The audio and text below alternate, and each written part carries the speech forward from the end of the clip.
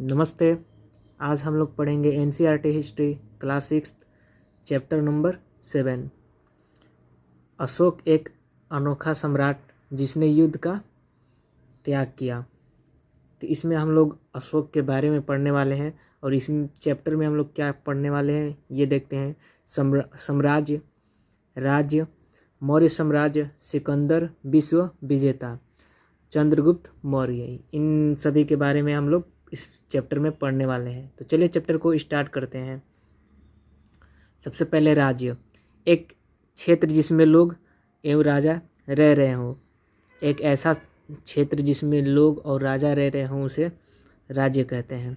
और साम्राज्य क्या है? कई सारे राज्यों को जीतकर एक बड़े क्षेत्र में परिवर्तन हो जाए उसे साम्राज्य कहते हैं। मतलब कि कई सारे राज्यों को मिलाकर साम्राज्य बनते हैं। तो देखते हैं अब सिकंदर के बारे में। यहाँ पे दिया गया है सिकंदर का जन्म 356 ईसा पूर्व में हुआ और इसका पिता का नाम जो था वो फिलिप था। यह मैसेडोनिया का राजा था। यह विश्व विजय करना चाहता था। ये चाहता था कि हमारा जो साम्राज्य पूरा विश्व तक फैले, विश्व में फैले।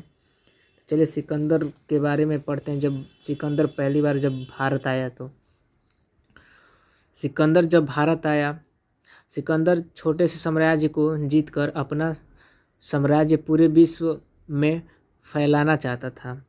वह इराक को जीतने के बाद भारत पहुंचा। भारत के छोटे छोटे राज्य जीत लिया। तो जब भारत पहुंचा तो भारत के छोटे छोटे राज्य को जो है वो जीत लेता है।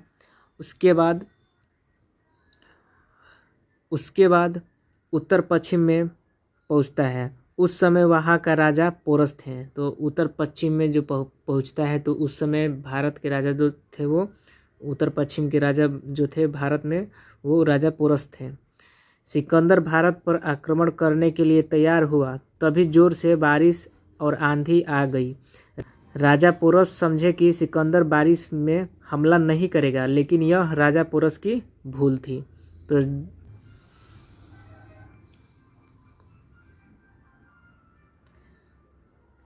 लेकिन उसी समय राजा सिकंदर हमला किया और दोनों राजाओं में युद्ध हुआ। तो राजा पोरस और राजा सिकंदर में युद्ध होता है। राजा पोरस हार गया और उसे बंदी बना लिया गया। जीत के बाद राजा पोरस का उसका राज्य लौटा दिया गया। और इसके बाद जो है राजा पोरस हार जाता है, सिकंदर जीत जाता है। लेकिन सिकंदर जो है वो राजा पोरस की राज्य को वापस उनको लौटा देता है। अब देखते हैं आगे। राजा पोरस को हराने के बाद सिकंदर वापस लौट जाता है। तो राजा जब पोरस को हरा देता है तो सिकंदर वापस लौट जाता है।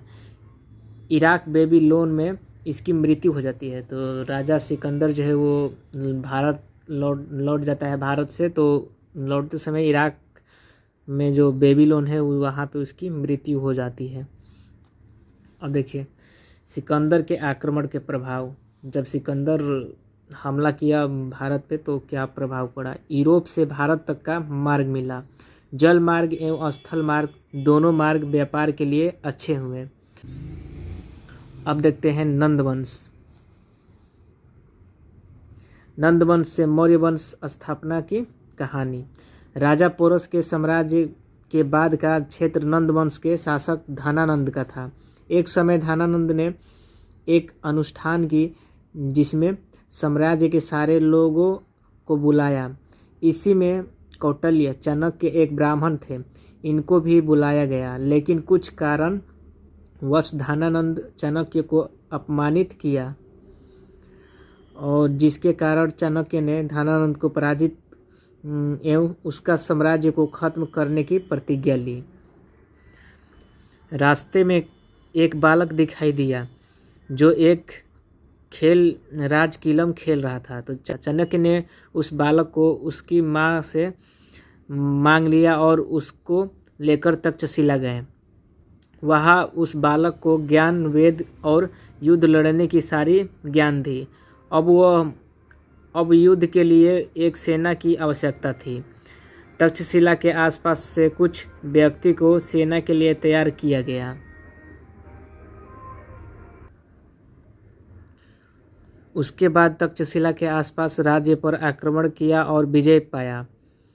चाणक्य को उस राज्य में विजय इसलिए मिली क्योंकि सिकंदर पहले से उस राज्य पर आक्रमण कर कमजोर बना दिया था।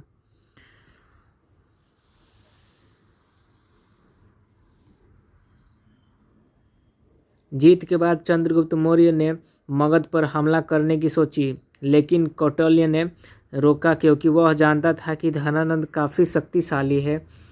इसलिए चंद्रगुप्त मौर्य और चाणक्य सिकंदर से मदद मांगी, लेकिन सिकंदर ने उन्हें कोई मदद नहीं किया। तभी चंद्रगुप्त मौर्य ने खुद से आक्रमण करने की ठान ली और मगध पर आक्रमण किया।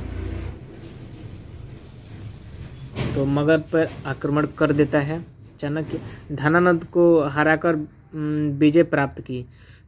देखिए मैं कुछ मैप बनाया हूँ यहाँ पे। ये जो है तक्षशिला है और यहाँ पे मगध है। तो यहाँ से चंद्रगुप्त मौर्य और कौटिल्य जो है वो आए थे और मगध पे हमला किया और इस साम्राज्य को जीता। 2300 साल पहले मौर्य साम्राज्य की स्थापना की। शासक चंद्रगुप्त मौर्य बने और प्रधानमंत्री चाणक्य बने। चंद्रगुप्त मौर्य जन्म देखिए, चंद्रगुप्त मौर्य का जन्म 345 BC पाटलिपुत्र में हुआ और मृत्यु 298 ईसा पूर्व में बिहार में। कार्यकाल 321 से 297 तक। अब आगे चलते हैं।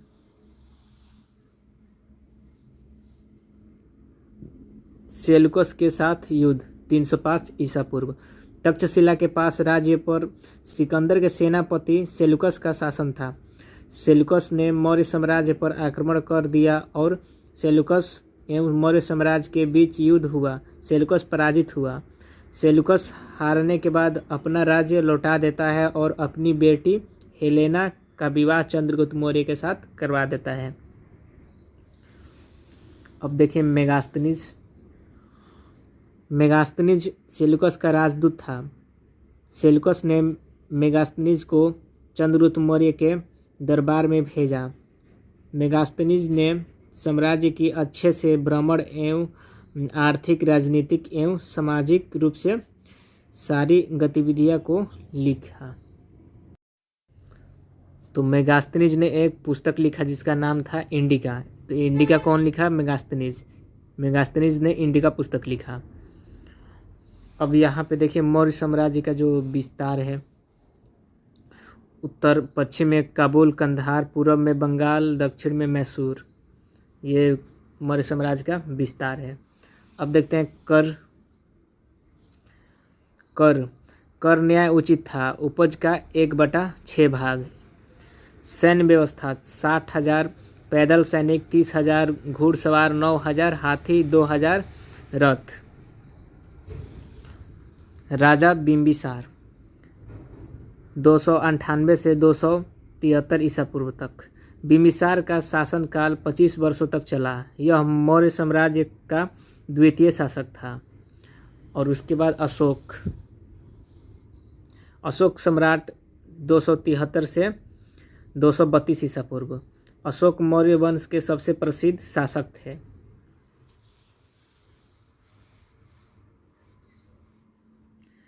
यह अपना संदेश अभिलेख द्वारा जनता तक पहुंचाते थे।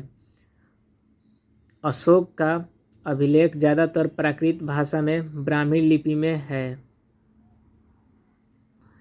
कलिंग तटवर्ती उड़ीसा का प्राचीन नाम है। अशोक ने कलिंग को जीतने के लिए एक युद्ध लड़ा, लेकिन युद्ध जनहित हिंसा और खून खराबा देखकर उन्हें युद्ध से घृणा हो गई।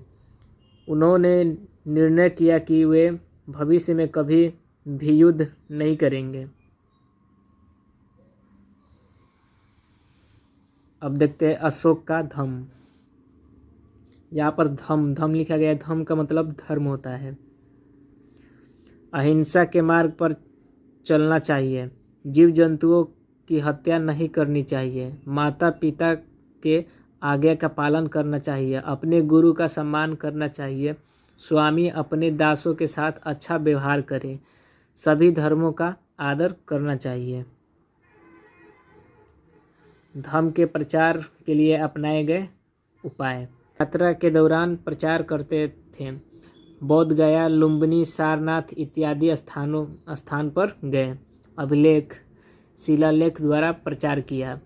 प्रचार करने के लिए अधिकारियों की भी नियुक्ति की, जिसको धम्म महात्मन कहा गया।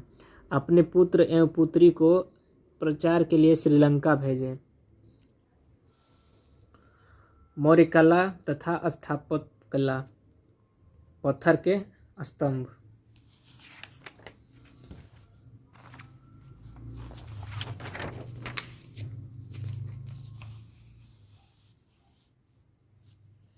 स्तूप, ये पत्थर एवं ईंट से बनाया जाता था। स्तूप एक गोलाकार गुंबज होता था।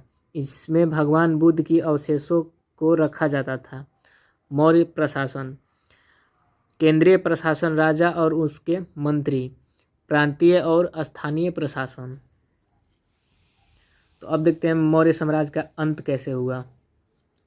अशोक की मृत्यु 332 ईसा पूर्व में हुई। इसके बाद साम्राज्य का अंत हुआ। बौद्ध धर्म को प्रश्रय ज़्यादा दिया गया, जिससे ब्राह्मण रूठ गए। ये भी एक कारण हो सकता है। धर्म की नीति अपनाई, जिससे सेना नहीं रखा। इसके कारण यूनानी आक्रमण किया। मौर्य वंश के अंतिम शासक बृहद्रथ मौर्य थे।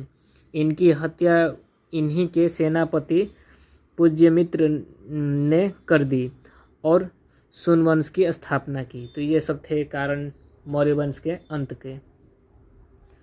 तो इस चैप्टर में बस इतना ही है। वीडियो को लाइक, सब्सक्राइब और शेयर ज़रूर कीजिए। धन्यवाद।